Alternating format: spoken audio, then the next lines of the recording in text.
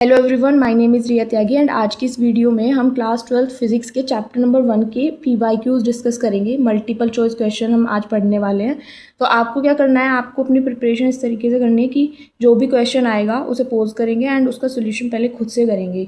In case आपको नहीं आता है तो वीडियो से आप उसे कंटिन्यू करके देख सकते हैं एंड समझ सकते हैं। और लास्ट में जाके जब आपकी वीडियो कंप्लीट हो जाएगी तो लास्ट में कमेंट सेक्शन में जाके मुझे बताएंगे कि आपके कितने क्वेश्चन के आंसर आपने करेक्ट किए हैं, ठीक है, और कितना आपने वीडियो से किया है। क्वेश्चन नंबर 1 से स्टार्ट करते हैं। When the distance between charge particle is half the force between them, तो फोर्स इनके बीच में कितना होगा, 1/4, हाफ, डबल या 4 टाइम। तो हमें क्या पता है कूलम्ब्स लॉ से F इक्वल्स टू होता है 1/4πε0 Q1 Q2 bye are square, ठीक है।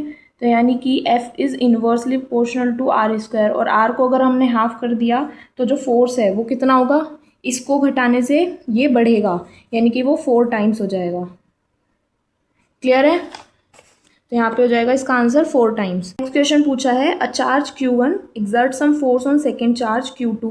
मीन्स एक चार्ज Q1 है, ये कुछ Q1 एक चार्ज है, ये Q2 पर एक फोर्स एक्सर्ट कर रहा है।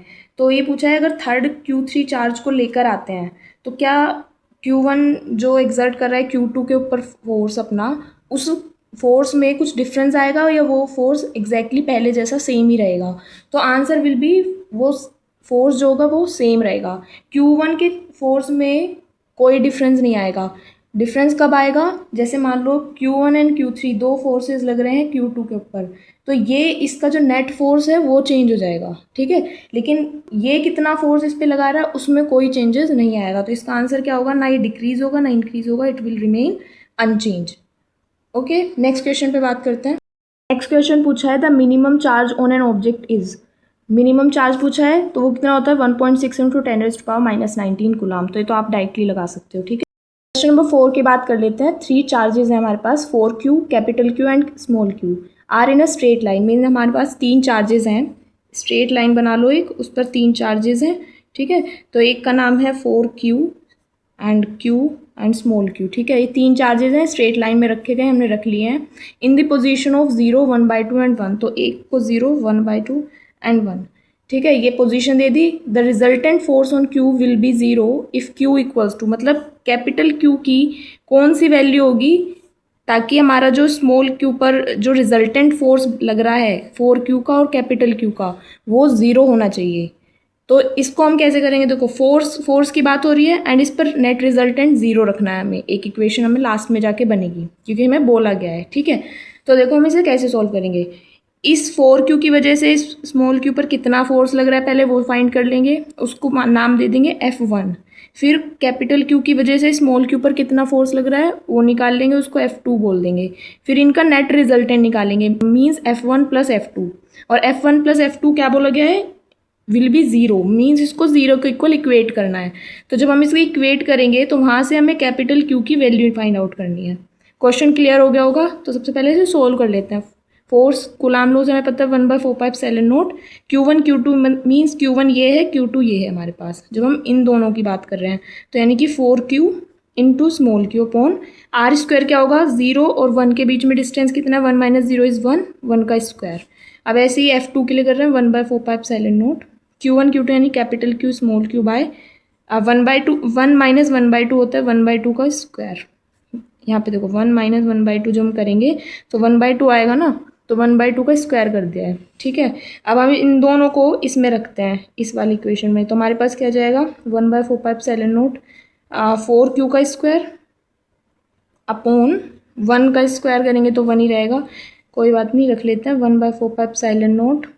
F2 की वैल्यू है कैपिटल Q स्मॉल q 1/4, ठीक है, एंड इक्वल्स टू 0। अब इस वाली टर्म को इस साइड ले जाते हैं, 1/4πε0 4Q स्क्वायर इक्वल्स टू 1/4πε0, और माइनस में आएगा, ही ध्यान रखना, capital Q small q into 4, क्योंकि ये 1/4 है, ऊपर जाएगा मल्टीप्लाई में हो जाएगा ये, ठीक है।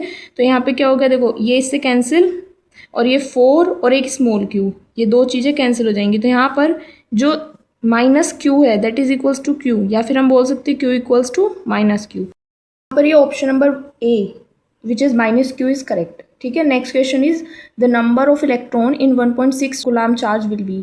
मीन्स आपको क्या निकालना है, नंबर ऑफ इलेक्ट्रॉन्स निकालने हैं, एन निकालना है यानी कि आपको, ठीक है। और किस में निकालना है, 1.6 कूलाम चार्ज। मीन्स क्यू की वैल्यू आपको दे रखी है, क्यू इक्वल्स टू क्या होता है, एन ई, है ना। ई क्या होता है, 1.6 इंटू 10⁻⁻19 गुलाम। एन हमें निकालना है, क्यू की वैल्यू दे रखी है 1.6 गुलाम।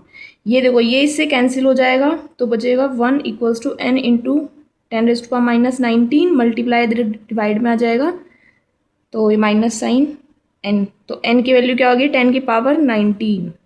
तो यहाँ पर option number A is your correct, ठीक है। नेक्स्ट क्वेश्चन पूछा है the electric charge in uniform motion produces. तो इलेक्ट्रिक चार्ज अगर मोशन में हो तो वो क्या प्रोड्यूस करता है, इलेक्ट्रिक फील्ड, मैग्नेटिक फील्ड, या दोनों, या फिर कुछ भी नहीं। तो मैं आपको बताना चाहूँगी, आपको एक चीज़ कंक्लूड करके मैं आपको बता देती हूँ। अगर चार्ज मोशन में नहीं होते हैं, मीन्स वेलोसिटी अगर ज़ीरो हो, तो उस केस में सिर्फ इलेक्ट्रिक फील्ड जनरेट होती है। अगर कांस्टेंट वेलोसिटी हुई, कांस्टेंट, तो उस केस में इलेक्ट्रिक एंड मैग्नेटिक फील्ड दोनों प्रोड्यूस होती हैं। और अगर वी, और वो हर बार वेरी कर रही है ना, तो उस केस में क्या होगा, electric, magnetic and EM waves ये जनरेट होंगी। तो आप इसको शॉर्ट में याद रख सकते हो। तो इस बार पूछा है electric charge in uniform motion, constant motion means velocity जो है कांस्टेंट है, तो उस केस में इलेक्ट्रिक एंड मैग्नेटिक दोनों फील्ड प्रोड्यूस होंगी। तो option number C is correct. बोला है figure show that the electric lines of force emerging from a charge body if the electric field at A and B is EA and EB respectively and if the displacement between A and B is R then। तो देखो यहाँ पर electric field lines ये बना रखी हैं, ए और B ये दो पॉइंट हैं, चार्ज बॉडी हैं, और इनके बीच में डिस्टेंस रखा गया है आर। तो पूछा है कि इन ए और ई बी इनमें क्या रिलेशन होगा। तो आपको पता होना चाहिए जहाँ पर इलेक्ट्रिक फील्ड लाइंस की डेंसिटी ज़्यादा होगी वहाँ पर इलेक्ट्रिक फील्ड लाइन उससे ज़्यादा ही होगा। तो यहाँ पर ए वाले चार्ज बॉडी के लिए यहाँ पर ये इलेक्ट्रिक फील्ड लाइंस की डेंसिटी ज़्यादा है, तो E A is greater than E B. Option number A is correct, ठीक है। तो ये जो मैंने आपको बताया ये आपको याद रखना है। नेक्स्ट क्वेश्चन पढ़ लेते हैं। 8 क्वेश्चन बोल रहा है the electric field near a conducting surface having a uniform surface charge density sigma is given by. Electric field निकालनी है कंडक्टिंग सरफेस के लिए और यूनिफॉर्म चार्ज डेंसिटी सिग्मा दे रखी है। तो इसका आंसर क्या होगा, sigma by epsilon nought and it's parallel to surface, या फिर 2 sigma by epsilon nought and is parallel to the surface, sigma by epsilon nought normal to the surface, या 2 sigma by epsilon nought normal to the surface. So answer would be sigma by epsilon nought and it is normal to the surface, वो normal होता है, ठीक है, perpendicular होता है। Next question देख लेते हैं। नेक्स्ट क्वेश्चन पूछा है neutron and alpha particles are put at 1 angstrom apart in air, magnitude of intensity of electric field due to neutron at alpha particle is. तो यहाँ पे जो जो चीज़ें गिवन है वो हम लिख लेते हैं। डिस्टेंस इनमें बोला गया है 1 एंजिस्ट्रॉम, एंजिस्ट्रॉम होता है 10⁻10 -10, ठीक है। And magnitude of intensity of electric field, electric field आपको निकालना है। अब देखो एफ इंटेंसिटी का फॉर्मूला क्या होता है, 1/4πε0 क्यू बाय आर स्क्वायर, ठीक है। क्यू की जगह यहाँ पे क्या है, न्यूट्रॉन है, तो यहाँ पे हो जाएगा देखो 1/4πε0 की वैल्यू होती है 9 × 10⁻9 एंड ये हो जाएगा 1.6 × 10⁻9 अपॉन आर, आर की जगह हो जाएगा 10⁻−10 का होल स्क्वायर। मीन्स मैंने इसको ऐसे लिखा है कुछ 10 की पावर -10 का होल स्क्वायर। समझ में आ गया होगा ना आपको, ये वो लिखा है। अब इसे सोल्व करते हैं तो क्या होएगा, देखो 9 × 10⁻9 ये 19 है, 19, ठीक है, इंटू 1.6 × 10⁻−19 और अपॉन में जाएगा 10⁻−20। अब इसको ऊपर ले जाओ, बाकी चीज़ें सोल्व करेंगे। 10⁻9 1.6 × 10⁻−19 इंटू 10⁻20 पॉजिटिव हो गई ना ऊपर जाकर। इन दोनों को पावर को रिजोल्व कर लेते हैं तो जाएगा 1.6 × 10⁻1 एंड इधर 9 × 10⁻9। तो यहाँ देखो इन दोनों को रिजोल्व करेंगे तो पावर हो जाएगी 1। अब हम 9 एंड 1.6 को मल्टीप्लाई कर रहे हैं तो हो जाएगा 14.4, 69 सा, ठीक है। एंड 10⁻हो जाएगी, इन दोनों को फिर वापस देखेंगे इसको एंड इसको, तो पावर ऐड हो जाएंगी 10⁻10। तो हम इसको देखो क्योंकि ऑप्शन में 10⁻10 है ही नहीं, इस वाले ऑप्शन में अगर चेक करें तो हम इसको 1.44 × 10⁻11 ये भी लिख सकते हैं। तो यहाँ पर ये हो गया, ठीक है। तो option number C is your correct option. Next question पूछा है इलेक्ट्रिक डाइपोल, उसको जब हम प्लेस करते हैं ना uniform electric field E will have minimum potential energy if the positive direction of dipole moment makes the following angle with E. तो यहाँ पे पूछा है कि अगर इलेक्ट्रिक डाइपोल है, डाइपोल होता है जिसमें दो इक्वल एंड ऑपोजिट चार्जेस होते हैं एंड उसको हम किसी डिस्टेंस से सेपरेट करते हैं, ठीक है, तो वो हमारा डाइपोल बन जाता है। उस डाइपोल को हमने यूनिफॉर्म इलेक्ट्रिक फील्ड में रखा है and electric field will have minimum potential energy if the positive direction of dipole moment make the means आपको पूछा है कि एंगल कितना होगा ताकि हमारा जो पोटेंशियल एनर्जी है वो मिनिमम हो जाए। अब देखो जो पोटेंशियल एनर्जी है उसका फॉर्मूला होता है minus P E cos theta, ठीक है। तो हमें यहाँ पे थीटा की कोई ऐसी वैल्यू रखनी है जिससे ये यू की वैल्यू मीन्स ये एनर्जी ये मिनिमम हो जाए। अब देखो यहाँ पर अगर हम थीटा की वैल्यू एक बार 0 रख के देखते हैं, एक बार 90 रखते हैं, तो कोस 0 क्या होता है 1, तो माइनस पी ई आ जाएगा इस केस में। और अगर हम 90 रखते हैं तो कोस 90 इज 0, तो वो वैल्यू हो जाएगी 0। तो 0 ज़्यादा मिनिमम वैल्यू है या फिर नेगेटिव वाली, नेगेटिव वाली, तो वो किस पे आ रही है 0 पे। तो आंसर क्या हो जाएगा इसका 0। और नेक्स्ट क्वेश्चन पूछा है the electric potential at a point on the axis of electric dipole depend on the distance r of the point from the dipole as. Means आपने एक डेरिवेशन पढ़ी होगी जिसमें डाइपोल है, उसकी एक्सिस है एंड एक्सिस पर एक पॉइंट लिया है, उस पॉइंट का डिस्टेंस यहाँ से यहाँ तक आर था आपका कुछ, है ना। तो इस पॉइंट पर इलेक्ट्रिक फील्ड इंटेंसिटी क्या रिलेशन आता था आपको याद होगा, E equals to 2p/4πε0 r की पावर 3, ये p है, ठीक है, 2p/4πε0 r की पावर 3। तो E एंड R के बीच में क्या रिलेशन है यहाँ पे, वो है इन्वर्सली प्रोपोर्शनल टू r की पावर 3। तो इसमें कौन सा ऑप्शन करेक्ट होगा, विच इज डी। तो D option is your correct one. पूछा है an electric dipole is kept in a non uniform electric field it experience. अगर किसी इलेक्ट्रिक डाइपोल को नॉन यूनिफॉर्म इलेक्ट्रिक फील्ड में रखते हैं तो उसे क्या क्या चीज़ें एक्सपीरियंस होंगी, force and torque, force but not torque, torque but force, neither force not torque. तो इसमें option number A is correct, means force and torque ये दोनों ही चीज़ें एक्सपीरियंस होंगी। अगर यूनिफॉर्म वाले की बात करते हो तो उसमें एक टॉर्क एक्सपीरियंस करता है डाइपोल, ठीक है, लेकिन अगर नॉन यूनिफॉर्म की बात हो रही है तो फोर्स एंड टॉर्क दोनों। क्वेश्चन पूछा है the distance between two charges plus q and minus q of a dipole is r. Means आपके पास एक, यहाँ पे बता देती हूँ, एक डाइपोल है जिसमें minus Q and plus Q ये है एंड इनके बीच का डिस्टेंस जो है आर है। On the axial line at A distance D, axis बना दो इसकी, उस पर एक पॉइंट ले लो और इस पॉइंट को बोल दो पी। तो यहाँ से इसका डिस्टेंस जो है वो आपका है डी, ये वाला डिस्टेंस।